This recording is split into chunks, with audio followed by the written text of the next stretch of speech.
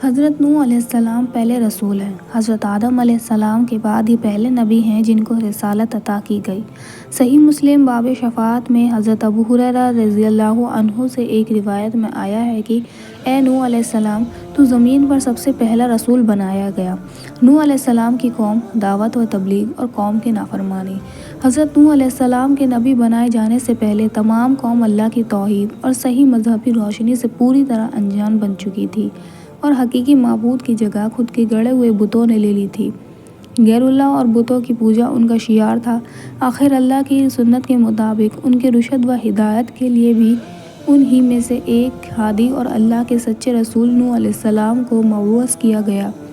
حضرت نوح علیہ السلام نے اپنی قوم کو راہ حق کی طرف پکارا اور سچے مذہب کی دعوت دی، لیکن قوم نے نہ مانا اور نفرت و حقارت کے ساتھ انکار کیا۔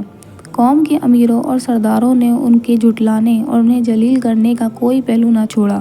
اور ان کے امیروں اور سرداروں کے ماننے والوں نے انہی کی پیروی کے ثبوت میں ہر قسم کی توہین کے طریقوں کو حضرت نوح علیہ السلام پر آزمایا۔ انہوں نے اس بات پر تعجب ظاہر کیا کہ جس کو نہ ہم پر دھن دولت میں برتری حاصل ہے اور نہ وہ انسانیت کے رتبے سے بلند فرشتہ ہیکل ہے، اس کو کیا حق ہے کہ وہ ہمارا پیشوا بنے اور ہم اس کے حکم کو مانیں۔ وہ قوم کے غریب اور کمزور لوگوں کو جب حضرت نوح علیہ السلام کے پیچھے چلنے والے اور پیروی کرنے والے دیکھتے تو گھمنڈ بھرے انداز میں ذلیل سمجھ کر کہتے، ہم ان کی طرح ہیں کہ تیرے فرمان پر چلنے لگیں اور تجھ کو اپنا سردار مان لیں کہ جس کی پیروی کی جائے۔ وہ سمجھتے تھے کہ کمزور اور پست لوگ نوح علیہ السلام کے اندھے مقلد ہیں، نہ ان کے پاس کوئی سمجھ ہے اور نہ یہ ہماری طرح جانچی پرکھی رائے سے کام لیتے ہیں، اور نہ ان کا شعور ہے کہ حقیقت حال کو سمجھ لیتے، اور اگر وہ حضرت نوح علیہ السلام کی بات کی طرف کبھی توجہ بھی دیتے تو ان کی اصرار کرتے ہی پہلے ان قوم کے پست اور غریب لوگوں کو اپنے پاس سے نکال دے، تب ہم تیری بات سنیں گے، کیونکہ ہم کو اس کے گھن آتی ہے اور ہم اور یہ ایک جگہ نہیں بیٹھ سکتے۔ حضرت نوح علیہ السلام اس کا ایک ہی جواب دیتے تھے کہ ایسا کبھی نہیں ہوگا، کیونکہ یہ اللہ کے مخلص بندے ہیں۔ اگر میں ان کے ساتھ ایسا معاملہ کروں جس کی تم خواہش رکھتے ہو تو اللہ کے عذاب سے میرے لیے کوئی پناہگاہ نہیں ہے۔ میں اس کے دردناک عذاب سے ڈرتا ہوں۔ اس کی یہ اخلاص کی قدر ہے۔ امیر و غریب کا وہاں کوئی سوال نہیں ہے۔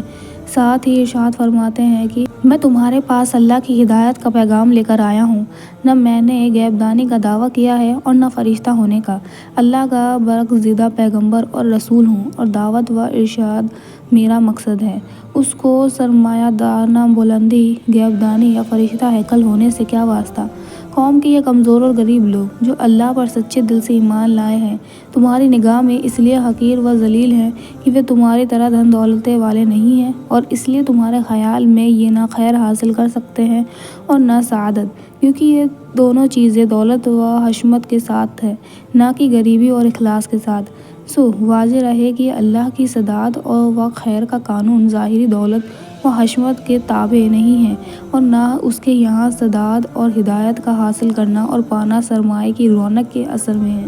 بلکہ اس کے خلاف نفس کا اطمینان، اللہ کی رضا، قلب و غنا اور نیت و عمل کے اخلاص پر موقوف ہے۔ حضرت نوح علیہ السلام نے یہ بھی بار بار تنبیہ کی کہ مجھے اپنی دعوت پہنچانے میں اور ہدایت کے راستے پر لگانے میں نہ تمہارے مال کی خواہش ہے، نہ جہاں و منصب کی۔ میں اجرت کا طلبدار بھی نہیں ہوں۔ اس خلافت کی حقیقی اجر و ثواب اللہ تعالیٰ کے ہاتھ میں ہے اور وہ بہترین قدر کرنے والا ہے۔ بہرحال حضرت نوح علیہ السلام نے انتہائی کوشش کی کہ بدبخت قوم سمجھ جائے اور اللہ کی رحمتوں کی پناہ میں آ جائے، مگر قوم نے نہ مانا، اور جتنا اس اور سے حق کی تبلیغ میں جدوجہد ہوئی، اسی قدر قوم کی اور سے بغض اور دشمنی میں سرمگی ظاہر کی گئی اور تکلیف پہنچانے اور چوٹ دینے کے تمام طریقوں کا استعمال کیا گیا، اور ان کے بڑے نے عام لوگوں نے صاف صاف کہہ دیا کہ تم کسی طرح ود، سواع، یغوث اور نصر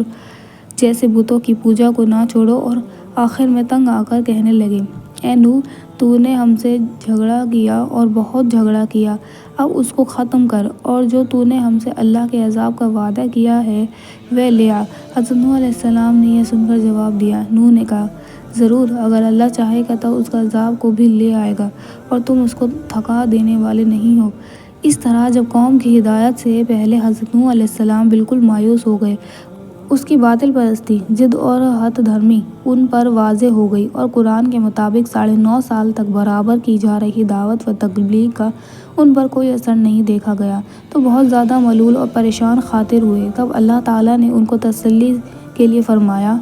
اور نوح پر واقعہ کی گئی کہ جو ایمان لے آئے وہ لے آئے، اب ان میں سے کوئی ایمان لانے والا نہیں ہے، بس ان کی حرکتوں پر غم نہ کر۔ تب حضرت نوح علیہ السلام کو یہ معلوم ہو گیا کہ ان کے حق پہنچانے میں کوتاہی نہیں ہے بلکہ خود نہ ماننے والوں کی استعداد کا قصور ہے اور ان کی سرکشی کا نتیجہ۔ تب ان کے اعمال اور حرکتوں کا اثر قبول کر کے اللہ تعالیٰ کی بارگاہ میں یہ دعا فرمائی: اے پروردگار، تو کافروں میں سے کسی کو بھی زمین میں باقی نہ چھوڑ، اگر تو ان کو یوں ہی چھوڑ دے گا تو یہ تیرے بندوں کو بھی گمراہ کریں گے اور ان کی نسل بھی انہی کی طرح نافرمان پیدا ہوگی۔